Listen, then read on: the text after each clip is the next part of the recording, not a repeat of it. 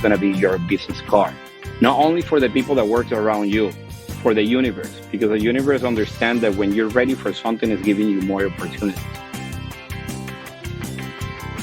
Legacy, it's something that it's the only thing that you can bring with you. The audience see the result, but they have no idea what we went through to have that beautiful show.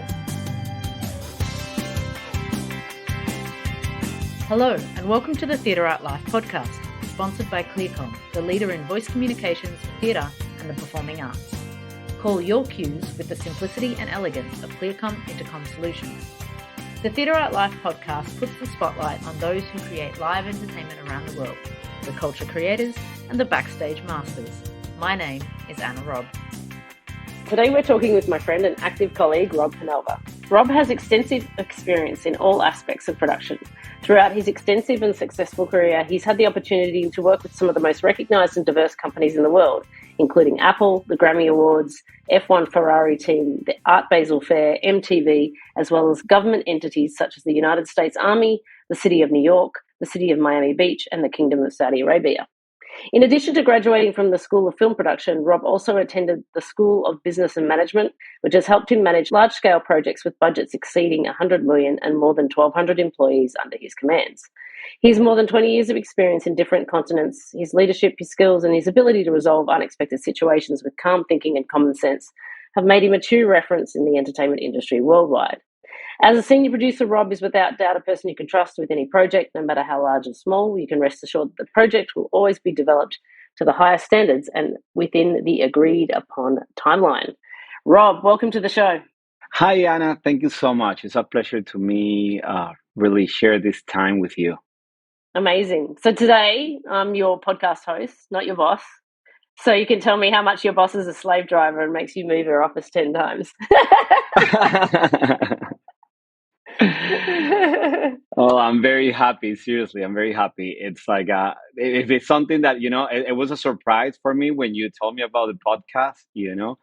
And like I said, it's a real pleasure to share this time. It's like I really admire you as a person, as a professional. Thank you, Rob. It's cool. So I wanted to start with the beginning. You did a course in film production, but you've mainly entered into the events and entertainment industry, although I know you've done a lot of film things. And so tell me what drove you to start or choose film production from the beginning? It's like I'm going to tell you a little bit about my background. I'm coming from a family that they're all lawyers, 32 lawyers. And it's funny because it's like with that background, it's my life was like a sentence. It's like you're gonna be a lawyer. And I went to and I went to the law school for a year, but I was an artist. And it's very difficult when you don't have any reference in your family. That to understand that artists, it's a profession and you can live. And be happy with a career that is not basically the standard. And I was trying to, I didn't know that I want to be a filmmaker or producer. I knew that I would just want to be part of the art, and with the time I was understanding, okay, and trying everything related with art. And I understood, especially by examples, when I saw like many people like, okay, what do you do? I'm a producer. And you pay the rent with that and you can live, being a producer, be a dancer, be a choreographer, because normally when you're coming from backgrounds like my family background, if you're not an engineer and if you're not a lawyer, it's like, oh, I'm sorry, and yeah. And I discovered that and I started in the industry like from scratch, it's like I didn't have any massive help, from an uncle or a brother to introduce me to the industry. I was like just for angels, giving me the opportunity. And I started like, I remember that my first project was a movie, and I called my family, I was like, hey, I'm going to be part of this movie. So when I went to the movie, that a friend of mine, of a friend, you know how it is. when I went there, it's like, yeah, this is your job. This is the grip truck. So you're gonna be here outside checking who's the crew that is coming inside the truck, and you let it in or not. Okay, that's your job. So that was my job. I was like kind of security. And at the end of the day, when I called my home, my mom and my dad were like very proud. How was your job in the movie industry? I was like, mom, dad, this is the place. But they didn't know the truth. But you start from something. And knowing people start, and connecting with people, and I start understanding how is the industry, and I start like growing in the industry, and well, I'm here. Yeah, it's amazing. I think it's funny how people have this glamorous idea of what entertainment life is when really most people have very menial jobs to menial jobs to do to make those things happen, including, basic security. No, 100%. I mean, and I think that is the best way to really understand and to really grow in the industry. It's from the basic jobs. You see it. You see it when you talk to. I mean, when you're working with other producers or directors or people related with really really nice titles. And you see it because it's funny, and I think it's the same in every industry. But I'm going to talk about the be a producer as simple when you see someone like how these people is folding or closing a folding table or chair, if this guy have been on the field or not. you know Sounds crazy, but because it's like those are elements that start with you in the industry, and it's the way that you're growing. Hmm. And I believe that the way that when you're growing from scratch in the departments, you can really have you start developing the common sense of each department and in the industry, which is the key for many of the things. Absolutely. I think because when you get to a producer level, to be really effective, you need to know those details to make those decisions as to what, where the money goes and how long it's going to take. And that can only be established if you've been there and done that, right? So it does take time to develop up to a producer role. Yeah, it's a career. It's a real career. It's like a via I mean, with all the respect, but I think that it's like via doctor. It's impossible to know everything in 5 years about events, about shows. You can know about probably Excel, but the fast thinking, and develop a common sense and understanding and how to not only manage the numbers are numbers. It's like how you can manage control yourself, you know and how you can help the other ones, because you have many people depending on you, not only in related with budget, like I said, like all the things that you can go to a university and learn, depending on your emotions, on your way of approach and your character. Okay, because you're the leader, and if you are scared, that it's normally, and we are scared, but we have a way to control our fears. But if you show that you're in panic, imagine you're the one who's driving the bus, like I always said. So all those Mm, all this time, all those faces, like when you go through the departments and you're growing, it's giving you the learning process, how the other ones and how people that have more experience than control situations, that it's going to give you the tools for the future. absolutely. I want to rewind a little bit because you sent me a note just before this that said you were kidnapped, and I don't understand that you haven't told me this story yet. My goodness. So what happened there? Anna, I have a lot of stories, I tell you. Hmm. I'm Latino. I'm Venezuelan, and I was in my childhood, and like I said, my family, they're well known in my country, and lawyers and all that, and it's a lot of violence in Venezuela. It's like political and social situation is very difficult, and well, yeah, I suffered from a kidnap when I was like almost 19 years old. They took me for probably 20 something hours, and the plan was to have me longer and ask for money. Okay. But in the middle of the situation, because I helped me a lot, that my family had the background. So I really understood how to deal with this kind of people. And I told them, I confused them from the beginning, and I told them that I was not Rob, that my dad was working, he was the driver of that family, that I was, and I was his son. And I started talking in a way that I was like so secure and convinced them, that they were so confused about that. It's like, is this the right guy or not, And yeah, yeah, yeah. And I did it, it's like, it's fighting for your life, basically. And it was some point of the during the night that they were driving me from one place to the other one, that they didn't have enough gas because they kidnapped them in my car. And I told them, guys, we don't have enough gas. It's the car's going to stop in any moment. And that's the moment that I find out that I'm like in the middle of a mountain, and it was really dark, and I saw the place like, oh my God. So, and they started discussing like who's going to kill me, you know and they picked someone. One of the guys was like, oh no, I do it, and he grabbed me, to the border, to the cliff. And I told him, man, don't kill me, they're gonna find you. And I'm gonna start like trying to talking, and trying to do the psychology part and fighting for my life, obviously. So the other one, he was screaming like, kill him, and in that situation he went back and talked to him like, no, what about if you kill him? And in that moment I jumped to the cliff, you know because it's like that was my only option. And I find out that was not that deep. It was a kind of, like a terrace. And I jump into that terrace, and I start running, and I disappear in the mountain you know and well, I went home after a few hours. A long story, but finally I get home, and I talked to my family, and I told them, this is insane. It's like, what can we do? And the crazy thing is, like, I saw my kidnappers like days later.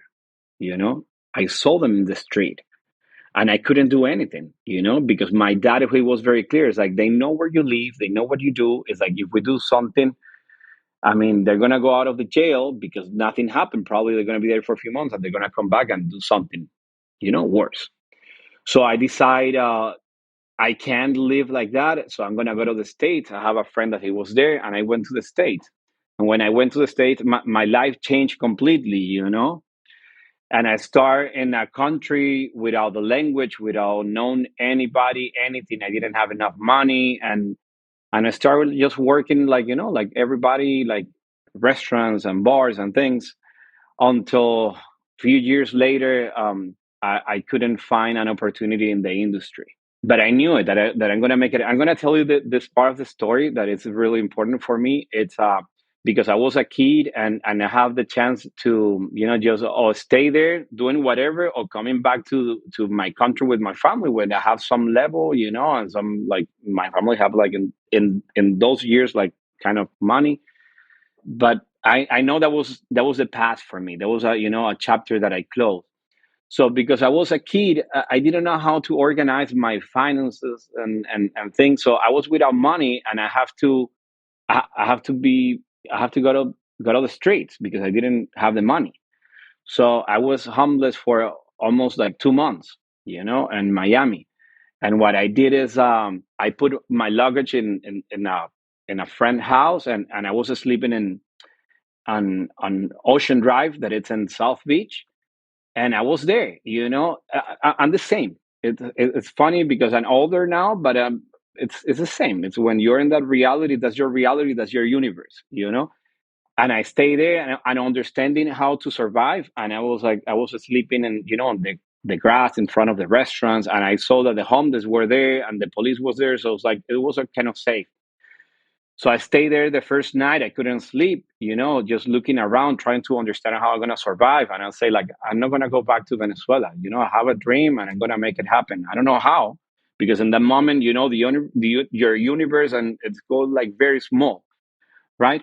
But I have something inside that telling me that I have to, just go with the flow, and that everything is going to be fine. So next day I was like, walking around the restaurant asking for a job, and I was explaining the situation. So the guys were giving me chance, and I was making money a little bit. I went to this hostel, and I was every 3 or 4 days sleeping one night at the hostel, okay, just to take a shower and like that. So after like a couple months, I have a, like a, I found this art place, and I met these two sisters, and and we were like talking about art, and we create a friendship. And then when I told the story, it's like, oh my God, we don't have enough money, but we have a place to stay. Do you want to come with us? We have two kids. It's like, and I was like, wow, they're opening the house to me, that they don't know me, but they believe me.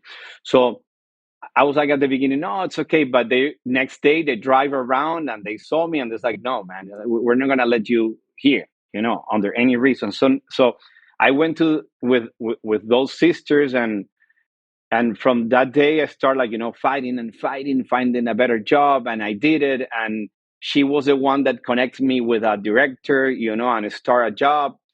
And then after that, I move on and I have my own place. And she was working in wardrobe, and I was working in the production team. And years later, we're like brothers, and sisters. And she's working in LA. She's a well-known wardrobe director, and I'm working here in the industry. And like I said, I knew that I was just only a part of an episode in my life, and that I was important for me to understand that whatever happened, we always gonna survive. And that if I have to go back in my life, I don't want to change that, because that's the kind of things that build your heart and your soul, and help you to believe that whatever is wrong, especially in the industry, that many times we feel in like we have a tsunami in front.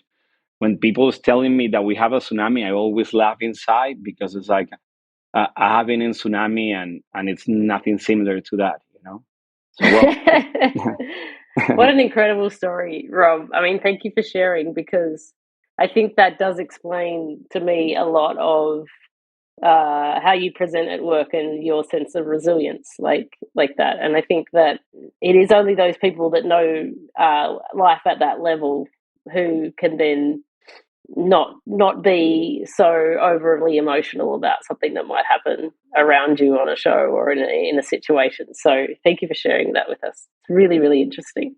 It says a lot about you. thank you, Anna. And Anna, I'm very emotional. I cry all the time, but not when I'm Yeah. working. you know.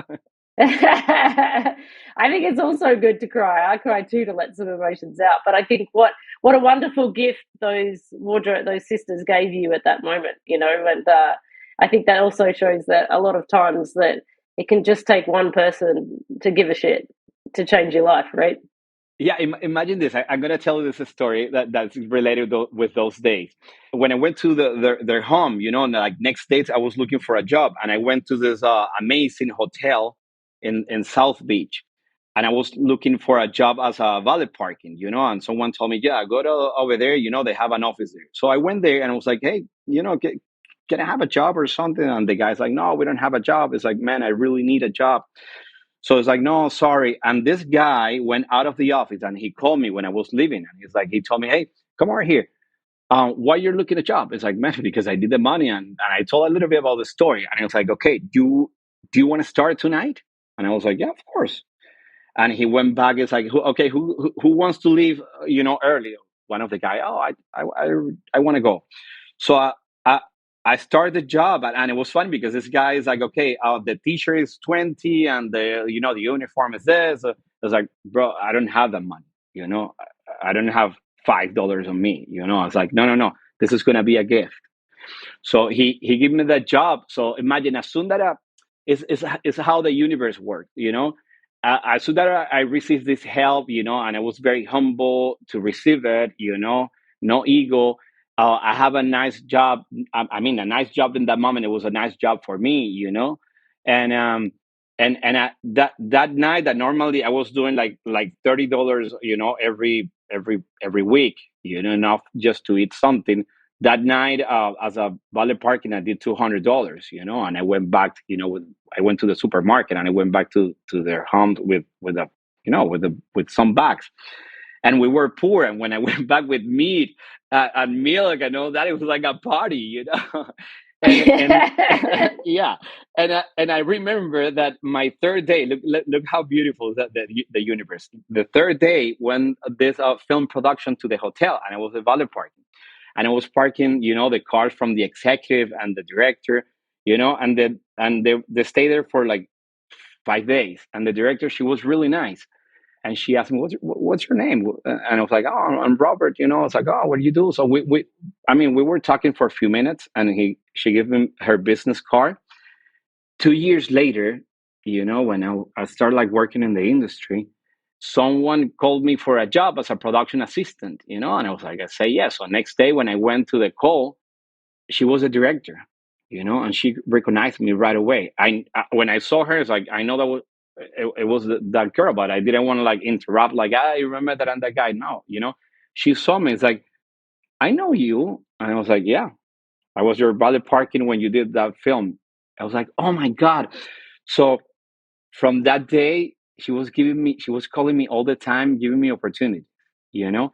So it was a massive of people helping me, to to to go to this place that I'm right now. That's why I really believe that when the universe is created in a way that you don't have to start thinking a lot about the future, especially when we're freelance. That's it's not easy trying to think like, okay, what is going to be the next job. I think that you have to be concentrated to do whatever you're doing in this moment. Do it amazing, because it's going to be your business card, not only for the people that work around you, for the universe, because the universe understands that when you're ready for something, it's giving you more opportunities. And I have been witness of that.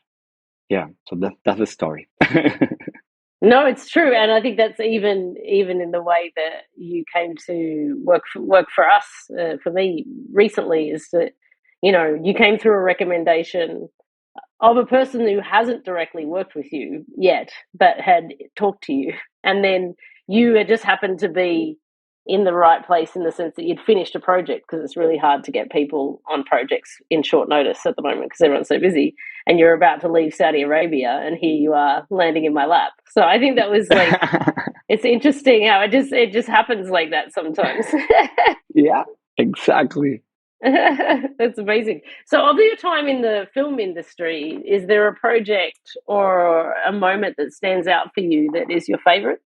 Well, I'm gonna be honest. It's like I really enjoy every project, because it's like I changed the perspective. At the beginning about this. Many at the beginning you start with the stories. Like, okay, I'm doing a movie, I'm doing a documentary. It's about this, but I changed the subject, and I changed the point of view. I don't mind the project. For me, it's more important with who I'm working. You know, because it's we spend like 4 months, 6 months or more, with a group of people that, and you're far from your family, and these people comes to be your family, and comes to be something very close to you. So I really believe that, I mean, you can be working in an incredible project like with a famous name, but if you're working with difficult people, it's going to be a nightmare. You're not going to enjoy it. That so I changed a little bit, and if you ask me, yeah, I have been like very, lucky to work in really nice projects. But in my mind, what comes to me is the memory with who and what we went through. You know, more than the projects. I have been working with celebrities. Like I create private events for Bruce Willis, Lenny Kravitz, in their places, in their homes. I remember when I was doing an event, a private party for Bruce Willis. And like when I saw it was only like 60 people, and when I saw like who was there, I was like, oh my God, you can't believe it. That you're there. And I was in the backstage, smoking a cigarette, taking a break. And this woman came, that she was like, walking around, and she looked at me, and she's like, oh, cigarette, it's not good for you. Give it to me. And she was like a little bit drunk, and she started smoking. So when I saw her, it was Diana Ross, you know? and and it was like, how is this possible? How is this possible? Yeah, Yeah, so those are, crazy things that happen, that happen in the industry. No, that's amazing. And now a note from our sponsor. The Theatre Art Life podcast is proud to be sponsored by ClearCom. ClearCom is the leader in voice communications for theatre and the performing arts. Call your cues with the simplicity and elegance of ClearCom Intercom Solutions. You can find them at clearcom.com. Go check them out. So what brought to you to what was your trajectory to end up in the Middle East with some jobs and projects here from the other side of the world in Miami? Yeah, I was working in I was finishing a project, and in Miami, and I have a friend of mine told me that one of his good friends is in a tour with a race called Race of Champions, and they need someone local to produce to help them with the race. Okay, so in a phone call, I was hired and I started working with them. Amazing group. It's a race I have been for 32 years, like doing tours and traveling. So they call the family and they told me like very clear, no hard feelings. It's like, oh, sorry, you're gonna be only with us for a few days because we already have a team, that we call the family. And I was like, it's okay, I'm gonna try to do my best. We have a beautiful synergy. We have a beautiful connection. And they call me months later. It's like, hey, can you come with us to Mexico? And we went to different countries. And in one of those countries that we were working in was Saudi Arabia. And when they said Saudi Arabia, and especially for us, for the Westerns and in the States, the media it's not good with the region. The media it's not telling you the truth what is happening here. Okay, and when I talked to my family, my wife and my mom and all my circle that and tell us that I was ready to go to Saudi Arabia, they were like, oh, okay, why? You have a job in the States, why you're gonna go to that place? They're gonna kill you, it's so dangerous, that people is crazy, and all the things that we normally read in newspaper that they're trying to sell us. But I was like, I was curious, and I told them I really want to go. I want to see it, and after that, I want to say how it is, the region. So when I came here I was the first one, and normally because I do a lot of production management, I'm the first one to arrive, and I started talking with the locals. I find out that they're amazing, great people. You know, I was scared, but I find out that it was not true. This is a safe place. It's an amazing place, amazing people, and actually, the reason because I'm Latino and with the Arabics, I have a really good connection with them because we have like very similar values related with the friendship, related with the family, and well, I get in love with the place. It was shocking when you come here to the region and it's not normal for you to see how the Muslim countries, especially with the outfits and all that, is shocking you at the beginning, and a lot of things come in your mind. Why the women are dressed like this? No, it's not possible. The men's and but you start understanding that it's a culture, that is a way of living, that is an outfit, that is a style, that it's optional. Okay, and the main and after that I came to the race with actually the reason it was because the MBS, the prince, he's going to announce that the next year the women were allowed to drive, you know and that's when they told me that they're gonna create this project that is called Vision 2030, which means like Saudi Arabia is gonna adapt, be part of the globalization, and more than that, is gonna be for the year 2030. Is gonna be the country number one in every single aspect, from the architecture, from events, cultural, and all that. When you're listening that in 2018 and you see the country, you're like doubting about it, and you're like, no way, this is almost impossible that happened. Okay, but when you see it with the not with the power, with the believing that they're creating the things, because this is something that it's important to talk. Money is just one part, of the project. Okay, money is just a part, because there are many countries with money, and I want to talk about the case of Dubai. Okay, everyone say no because they have a lot of money. No, in Dubai they have money, it's true, but they have something else that is important that is happening here in Saudi Arabia too. They have the vision. When you connect the plan, the vision, and the money, you can have the results. Okay, and that's what happening here in the region. I understood that. They understand very well that the only way to, I don't want to say an evolution, I don't want to say like a move forward, in the, especially in the society, to be in that level of the Western countries, they can integrate the community through entertainment. Okay, entertainment, and giving them the chance to the locals and to the international to create this synergy, but under one goal, which is the events, amazing events that it's happening here in Saudi Arabia. In that process is when they start creating, the next step, which is empowering the women. Okay, so empowering the woman's understanding that like every country, every culture having through how dark areas, dark sides of, of situations, but which is part of the process, that they accept that they were not right, but they accept to something that is more important, that we can do it different now, and to do it different we have to change, because in Saudi Arabia and in the Muslim countries, but I'm going to tell you about this country, there are three rings. One is the political, which is the law. The second ring is the traditions, and the third ring is the religion.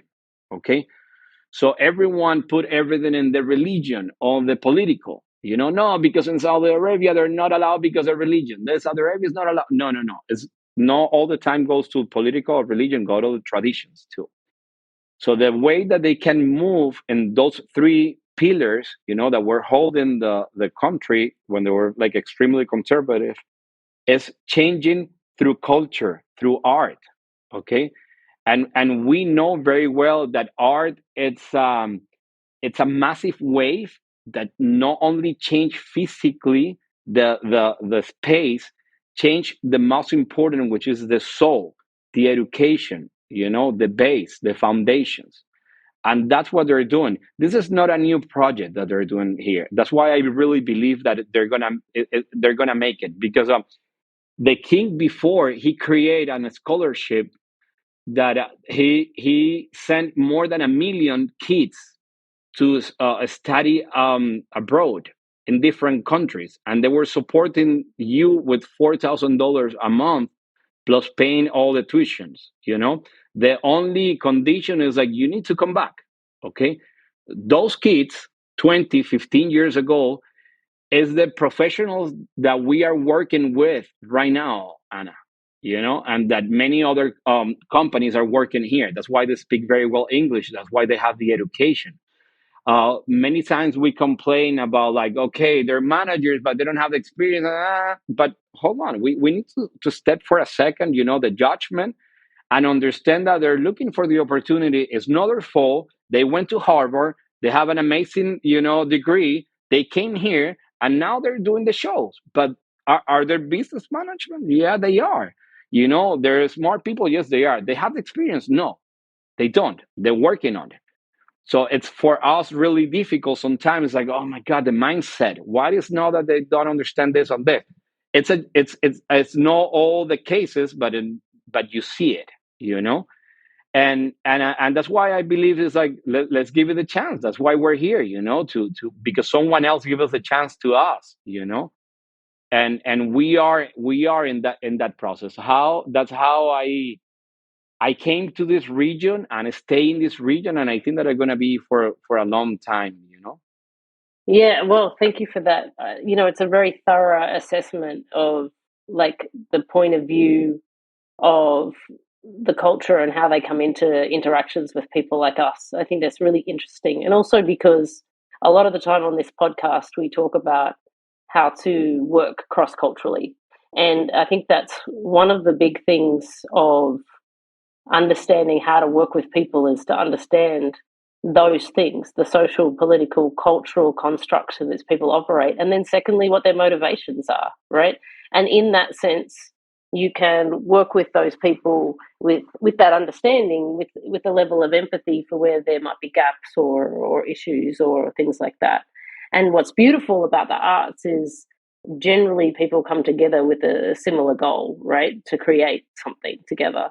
And in that makes major shifts. You know, what we're seeing right now with the project that we're doing, is really groundbreaking in a sense of my experience of being in Saudi Arabia in 2018 to now. I see what you've just described. Like, I see how fast they've moved in 5 years to where they are now. And the fact that we can put a whole bunch of Saudi women and Western women on stage together in a show is pretty incredible, really.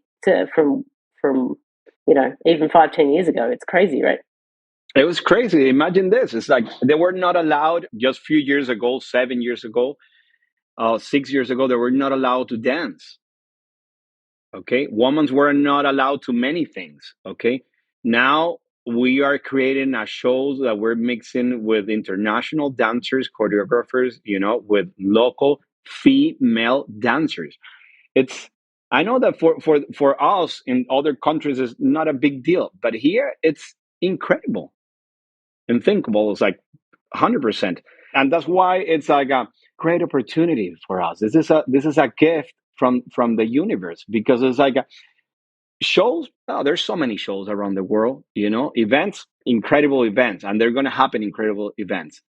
But the legacy, it's something that it's the only thing that you can bring with you. It's the only thing. It's like something that you can be proud. It's like, okay, how I can help a society, how I can help the women, how I can help people with, like there was no hope in some industries like us to change. So we are doing the part. I have two daughters, and those days that things are very difficult, it's like I was thinking like, and why I'm here. Why I'm here, if I'm pro female, pro rights, pro many things, why I'm here. And I received the answer, and I understood that I'm here because of me, because of the things that I believe, because of my point of view. And if we don't do it, we, the ones that we believe in hope, the ones that we believe in the right, the one that we, that's what they're looking for. They're looking for more help. It's not that they're not good. No, it's not that they can't do it by themselves. They can, but like they want to learn what else can we do, you know? And that's the moment that we are here. We're not here only because we are amazing producers, directors, and all that. No, that's our career, you know? But we are here complementing with all the things that we have been through that make us the persons that we are with that industry. And that's what we teach them. Just to give you an example, imagine this. It's like in Saudi Arabia still today, if you're a, let's say, a coordinator, I don't want to say a producer, a coordinator, and you need to move at tables, most of the case, I don't want to say all the cases, but most of the cases, is like they don't move the table. Okay.